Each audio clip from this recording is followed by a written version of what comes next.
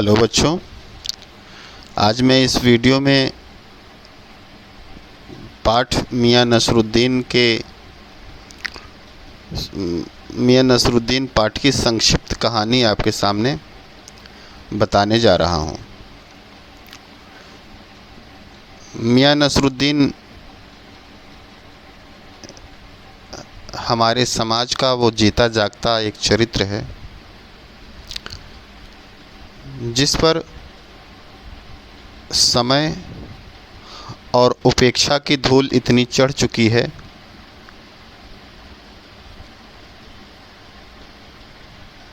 कि अपने समस्त बांकपन, काबिलियत और हुनरमंद होने के बावजूद उस समय के अंधेरे में खो सा गया है, गुम हो गया है। लेखिका कृष्णा सोबती अंधेरे में गुम हुए एक ऐसी ही शख्सियत को लाहौर की अंधेरी गलियों से खोज निकालने का एक सार्थक प्रयत्न करती हुई इस मियां नसरुद्दीन पाठ के माध्यम से दिखाई पड़ती हैं। यह जो पाठ है मियां नसरुद्दीन कृष्णा सोबती द्वारा रचित शब्द चित्र हम हशमत नामक संग्रह से लिया गया है। इसमें खानदानी नानबाई मियां नसरुद्दीन के व्यक्तित्व, रुचियों और स्वभाव का शब्द चित्र खींचा गया है। मियां नसरुद्दीन अपने मसीहाई अंदाज से रोटी पकाने की कला और उसमें अपनी ख़ानदानी महारत मतलब एक्सपर्टी बताते हैं। वे एक ऐसे इंसान का भी प्रतिनिधित्व करते हैं जो अपने पेशे को कला का दर्जा देता है और करके सीखने को असली हुनर या काबिलियत मानता है। लेखिका बताती हैं कि एक दिन वह मटिया महल के गढ़ैया मोहल्ले की तरफ निकली तो एक अंधेरी व मामूली सी दुकान पर आटे का ढेर देखकर उन्हें कुछ जानने का मन हुआ। पूछताछ किया तो पता चला कि यह ख़ानदानी नानबाई मियां नसरुद्दीन की दुकान है। मियां नसरुद्दीन 56 किस्म की रोटियां बनाने के लिए मशहूर थे। वे चारपाई पर बैठे बीड़ी पी रहे हैं।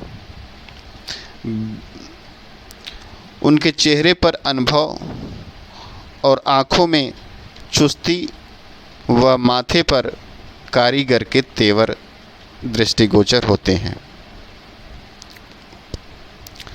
लेखिका के प्रश्न पूछने की बात पर उन्होंने अखबार वालों पर व्यंग किया। वे अखबार बनाने वाले या पढ़ने वाले दोनों को निठल्ला समझते हैं। लेखिका ने प्रश्न पूछा कि आपने इतनी तरह की रोटियां बनाने के गुण कहाँ से सीखे? उन्होंने बेपरवाही से जवाब दिया कि यह तो उनका ख़ानदानी पेशा है। इनके वालिद मियां बरकत शाही नानबाई थे और उनके दादा आला नानबाई मियां कल्लन थे। उन्होंने ख़ानदानी शान का एहसास करते हुए बताया कि उन्होंने यह काम अपने पिता से सीखा है। नसरुद्दीन ने आगे बताया कि हमने यह सब बड़ी मेहनत से सीखा है। जिस तरह बच्चा पहले अलिफ से शुरू होकर आगे बढ़ता है या फिर कच्ची पक्की दूसरी होते हुए ऊंची जमात में पहुंच जाता है, उसी तरह हमने भी छोटे छोटे काम, बर्तन धोना, भट्ठी बनाना, भट्ठी को आँच देना आदि करके यह हुनर रोटियां बनाने का पाया है। वे कहते हैं कि तालीम की तालीम बड़ी चीज़ होती है। तालीम का मतलब शिक्षा, अर्थात वे कहते हैं कि जो औपचारिक शिक्षा पाते हैं स्कूल में, विद्यालय में, कॉलेज में, बड़े बड़े संस्थानों में, वह तालीम या शिक्षा हमारे जीवन में किसी काम नहीं आती जब तक कि उस तालीम को हम अपने व्यवहारिक जीवन में उतारने का प्रयत्न न करें। अर्थात यहाँ पे तालीम शब्द का जो 2 बार प्रयोग होता है कि तालीम की तालीम अर्थात शिक्षा की शिक्षा, अर्थात जो औपचारिक रूप से शिक्षा स्कूल, विद्यालय या कॉलेज में ली गई है, जब तक उस शिक्षा को हम अपने अनुभव और कर्म में नहीं उतारते तब तक वह असली शिक्षा में नहीं बदलती। तो जो दूसरी तालीम है इस सेंटेंस में, वह असली शिक्षा है, असली तालीम है, जिसे व्यवहारिक या फिर जीवन के लिए प्रायोगिक तालीम के नाम से भी हम बोल सकते हैं। तो वही तालीम हमारे लिए महत्वपूर्ण है। और चूँकि मियाँ नसरुद्दीन ने किसी कॉलेज में, किसी संस्थान में रोटियां बनाने का हुनर नहीं सीखा था, बल्कि अपने जीवन के व्यवहारिक खट्टे मीठे अनुभवों से गुजरते हुए रोटियां बनाने का यह गुण सीखा था। इसलिए वे औपचारिक शिक्षा से बड़ी शिक्षा अनुभव की शिक्षा को मानते हैं। आगे वे जब बात आगे बढ़ती है, उनके ख़ानदान की बात आती है। ख़ानदान के नाम पर वो गर्व से फूल उठते हैं। उन्होंने बताया कि एक बार बादशाह सलामत ने उनके बुज़ुर्गों से कहा कि ऐसी चीज़ बनाओ जो न आग से पके और न पानी में बने, जो न आग से पके न पानी से बने। और उन्होंने ऐसी चीज़ बनाई और बादशाह को खूब पसंद आई। वे बड़ाई करते हैं कि ख़ानदानी नानबाई कुएं में भी रोटी पका सकता है। लेखिका ने इस कहावत की सच्चाई पर प्रश्न चिन्ह लगाया तो वे भड़क उठे।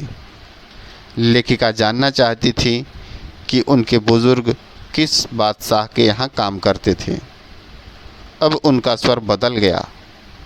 वे बादशाह के नाम स्वयं भी नहीं जानते थे। वे इधर उधर की बातें करने लगे।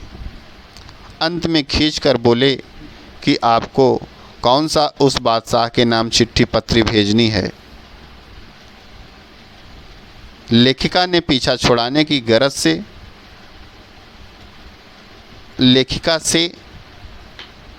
मियाँ नसरुद्दीन ने पीछा छुड़ाने की गरज से बब्बन मियाँ को भट्ठी सुलगाने को कहा।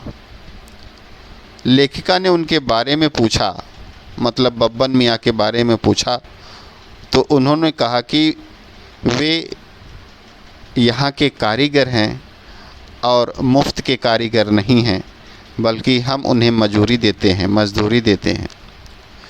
लेखिका ने रोटियों की किस्में जानने की इच्छा जताई तो उन्होंने फटाफट नाम गिनवा दिए।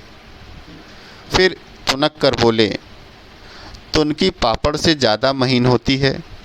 फिर वे यादों में खो गए और कहने लगे कि अब समय बदल गया है। अब खाने पकाने का शौक़ पहले की तरह नहीं रह गया है। अब ऐसे कद्रदान करने वाले कहाँ मिलते हैं। अब तो भारी और मोटी तंदूरी रोटी का ही बोलबाला है, क्योंकि आज न किसी को पकाने में रुचि है और न किसी को खाने में रुचि है, क्योंकि हर व्यक्ति पैसे कमाने की होड़ में, दिखावे की होड़ में, प्रतिस्पर्धा में इतनी जल्दबाजी में है कि ये जो कलाएं हैं, ये जो